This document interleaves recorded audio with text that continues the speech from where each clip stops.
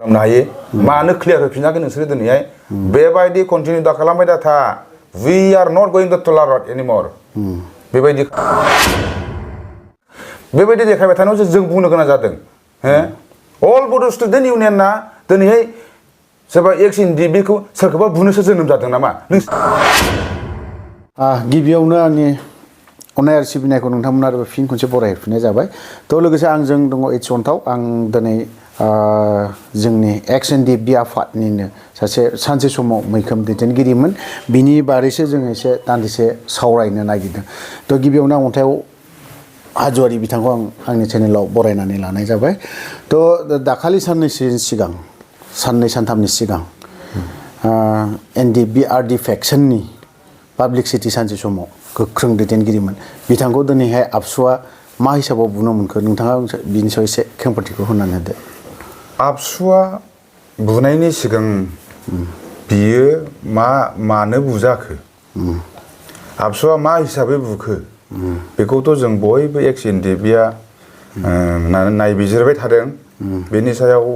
CCBIनि जाय प्रेसिडेन्ट धीरेन सार बिथाङाबो press statement होदों बेखौ नुदों ओमफ्राय जोंनिफ्राय जों दाबो जों बुंथ'नो हायिनि एसे खारन दङ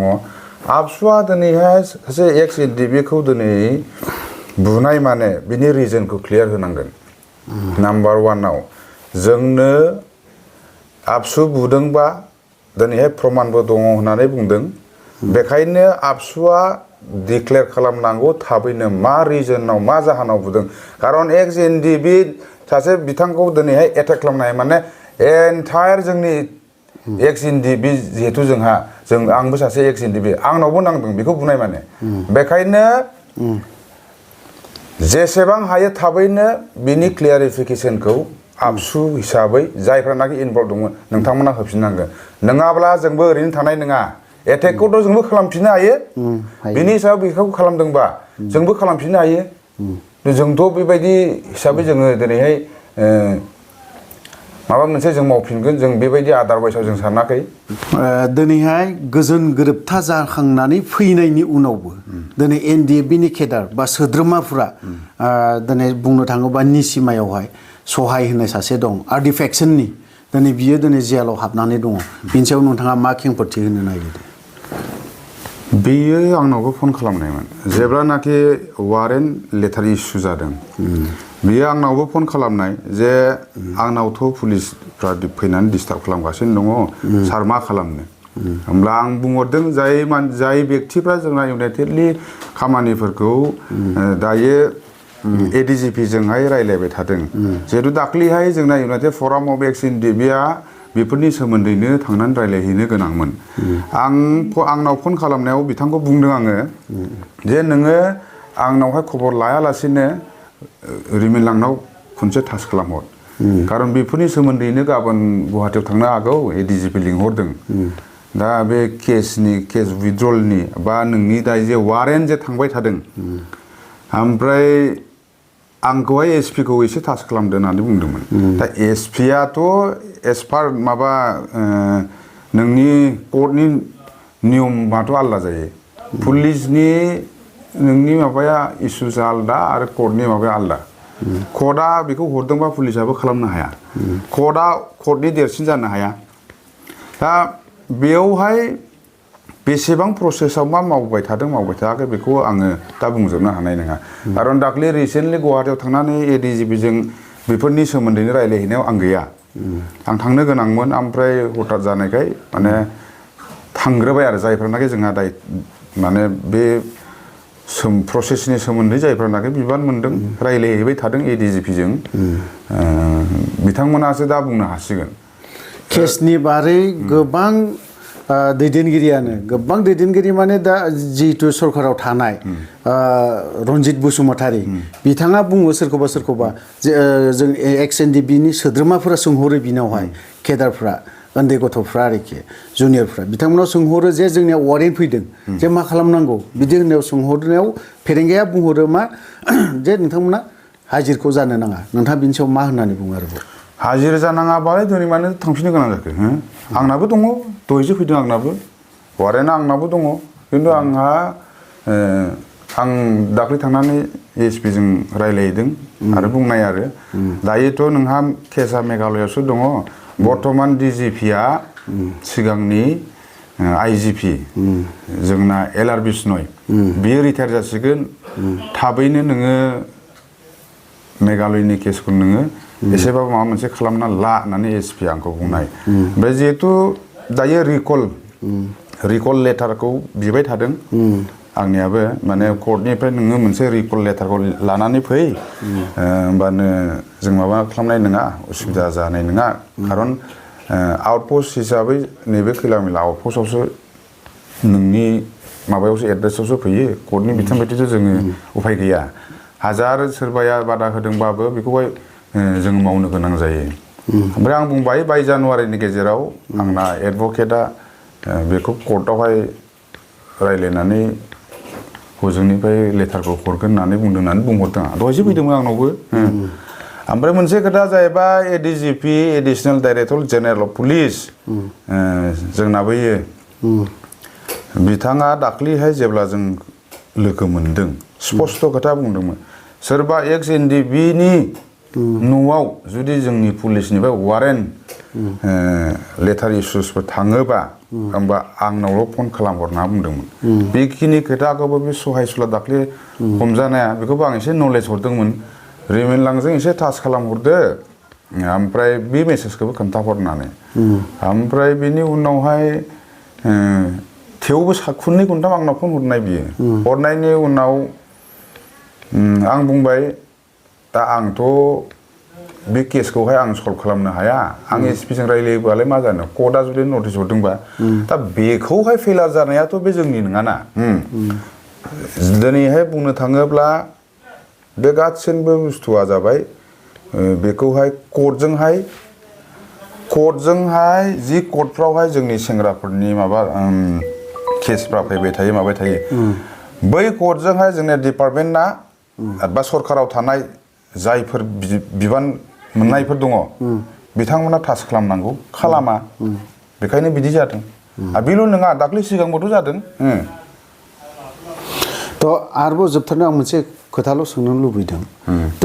एबसुनि सायाव जागोन बे खोथा सोंनायाबो नायजाबखौ दिनै आबसुआ बुबाय गाबोन समफोर जे आबसुआ चिराङाव बुवा बा क'क्राझाराव बुवा बा अदालगुरियाव बुवा बिनि सायाव नोंहा आं सन्देह गैयिनि मा गिदिर बाथ्रा बिनि सायाव नोंथाङा मा आं दहायबो बुंदों सोरबा बेक्तिया ओरैनो बुजायाखै बेखौ फ्रि प्लान खालामनानै एटेक खालामदों मानो खालामदों बेखौ फुरा डिटेल्स नांगोन जोंनो नङाब्ला गाबोनबो बुगोन समफोरबो बुगोन जोंबोथ' ओरैनो थानाय नङा बिथांजोंहाय मा ग्रास दंमोन सिङावहाय बेखौ जों बुंनो थाङा जाय बेक्तिया दिनै बुजादों बिथाङाबो सासे नेशनेल वार्कारमोन NDFBनि सासे पाब्लिसिटिमोन बिथाङाबो बै समाव आरो दाबो बियो general secretary coordination committee for BTR accord इमप्लिमेन्टेसनाव बिथाङा सासे जेनेरेल सेक्रेटारि हिसाबै दायित्व दङ दा बे बुस्थुखौहाय नायोबा माने बेनि सायावहाय एटेक खालामनाया प्लान दङमोन मानो प्लान दङमोन बेखौथ' जों बुंनो हाला खिन्थु रिएक्सना जागोन बेबायदि कन्टिनिउ खालामबाय थायोबा ना जोंबोथ' ओरैनो थानाय नङा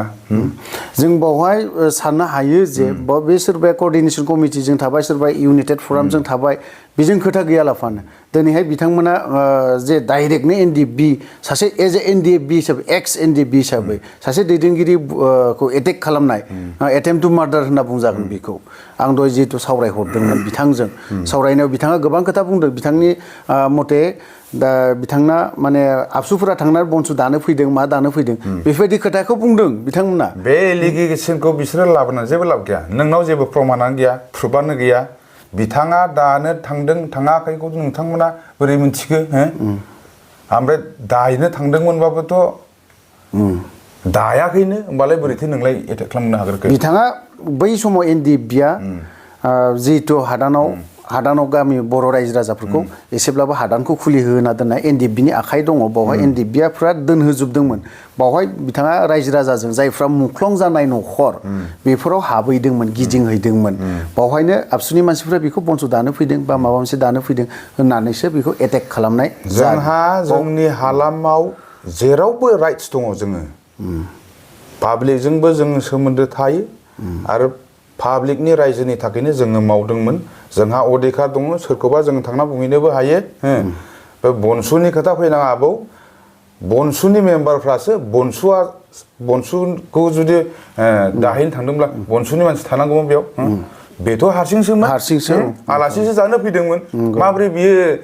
नायजा बिथाङा माब्रै बनसुखौ दानो थांदों होननानै दिनै बेखौ बोरैहाय बिसोर क्लेम खालामनो हायो मानो क्लियार होफिनाखै नोंसोरो दिनैहाय बेबायदि कन्टिनिउ दा खालामबाय दा था we are not going to टलारेट एनिमर बेबायदि खालामोबा जोंबोथ' थानाय नङा ना ओरैनो होमबा मा गावजों गाव बिदा फंबायजों आबसुजों एनडिएफबिजों बुलायनांगौ नामा हो नोंसोर दा देखाय बेबायदि जों सुखुवा बिदिखौ आरो बुंनोबो गोसो गैया जोङो नोंसिनि एक्टिभिटिस बेबायदि देखायबाय थानायावसो जों बुंनो गोनां जादों हो अल बड' स्टुडेन्ट इउनियना दिनैहाय सोरबा एक्स एनडिएफबिखौ सोरखौबा बुनोसो जोनोम जादों नामा नोंसिना आइडिअल'जि दंना गैया हो नोंथांमोना दिनै समाजाव दिनैहाय मोजां मोजां भाषण होयो लेक्सार होयो बेबायदि दा खालाम जोङो नायनो थानाय नङा जोंनिफ्रायबो बिराद कन्डेम खालामनाय दं आं दुखु मोनदों आंनावबो नांदों खारन बिथाङा सानसे समाव जों एखेयैनो मावबोनाय होमबा आंखौबो एटेक खालामगोन नामा नोंसोरो हो दा गोजोन गोरोबथाया बेफोरबायदिखौ नायोब्ला बेफोरबायदिखौ जों गोजोन गोरोबथा होनगोन ना मा होननानै बुंगोन बिथांमोना गोजोन गोरोबथानि फारै सान्ति फैबाय सान्ति फैबाय सान्ति फैबाय होननानै बुंबाय थायो आबसुफ्रा स्पेसियेलि दिपेन बर'आ होनो टटेल फेलार टटेल जिर' बिग जिर' गिदिर जिर' टटेल फेलार थ' लोगोफोर गोबां खोथा सावरायबाय जों H.Antao बिथांजों बिथाङाबो सानसे समनि एक्स-NDFB बिथाङाबो अर्गेनाइजिं सेक्रेटारि बिबान दङमोन थ' लोगोफोर आं भिडिअखौ बारा गोलाव खालामनो सानाखै बावहायनो दोनथ'बाय जय बर' हारिनि